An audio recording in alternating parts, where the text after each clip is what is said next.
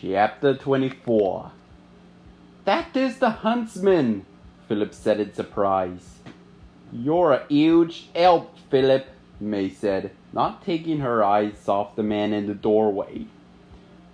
You picked up another stray, girlie?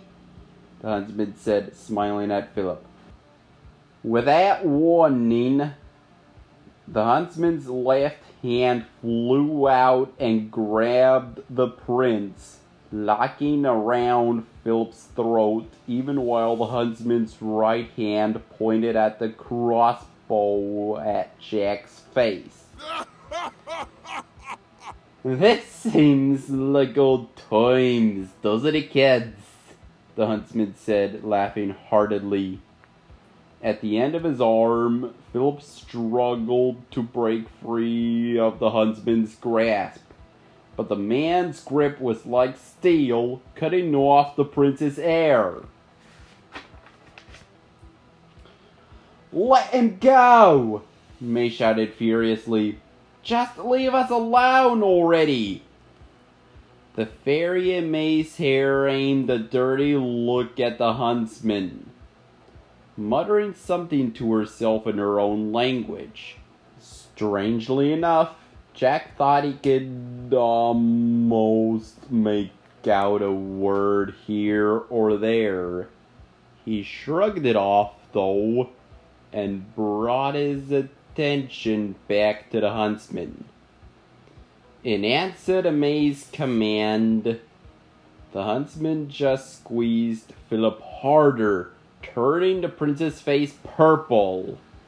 Let him go now, or she's dead, May said as she dragged the Red Hood to her feet and held the knife against the woman's throat.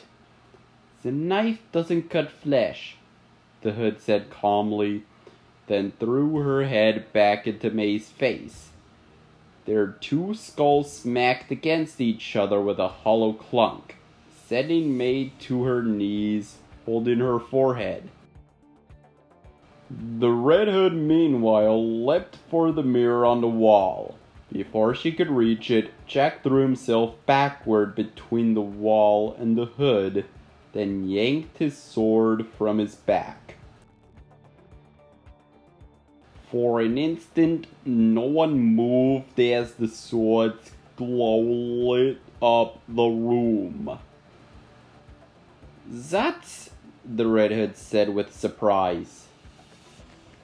That's the sword of Annoy, the huntsman said.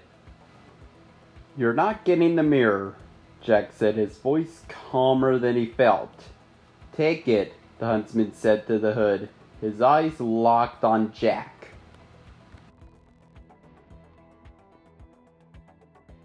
She nodded and went for the mirror. As she did, Jack swung the sword out and smacked her in the head with the flat of the blade. The Hood crumpled against the wall for a moment, then crept back to the protection of the huntsman, clearly in pain. Nicely done, the huntsman grudgingly admitted. But I knew you didn't have the guts to kill her. Jack just shrugged as casually as he could. There was no need, he said. The truth was that he hadn't even really intended to hit her at all, just scare her. Still, it wasn't as if he'd been in many sword fights in his life. So he took his victories where he could get them. Believe me, killing is always necessary, the huntsman said, smiling bitterly. I learned that the hard way. Now, why don't I pass that lesson along?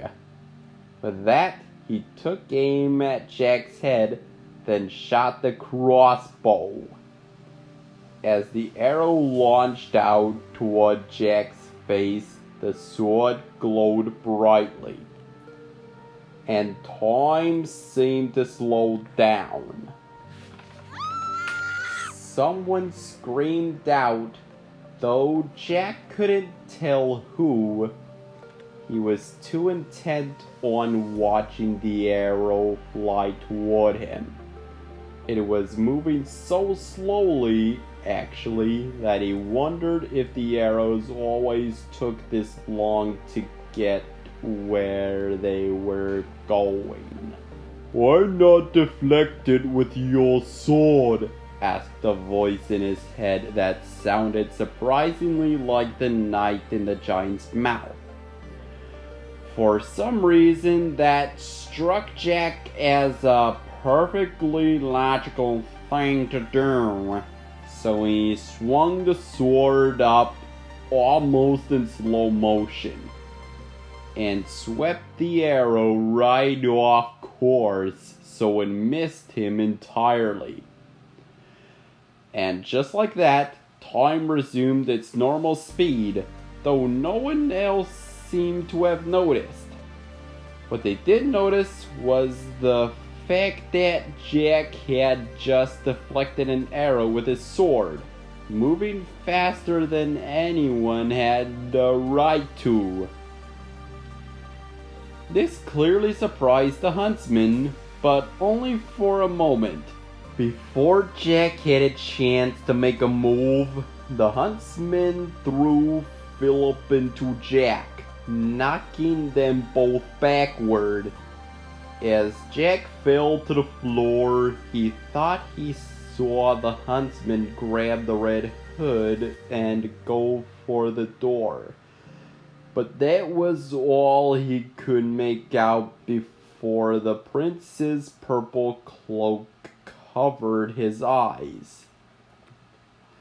"Get off!" Jack yelled, pushing the gasping prince off him and running to the door. But both the huntsman and the Red Hood had disappeared. Jack sighed, then turned around to help the prince up, but found that May had already done so. "That could have gone better," Jack said, but neither of the other two responded. In fact, they didn't seem to have even heard him. Their attention was caught up with something that he couldn't see.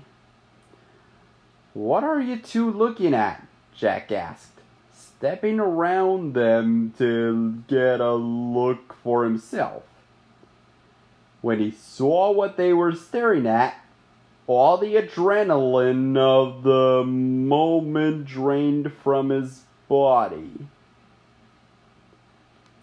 and he almost fell over. He steadied himself on the bed and stared at the wall in front of him, right at the spot where the magic mirror hung. In the exact center of the mirror was a hairline crack.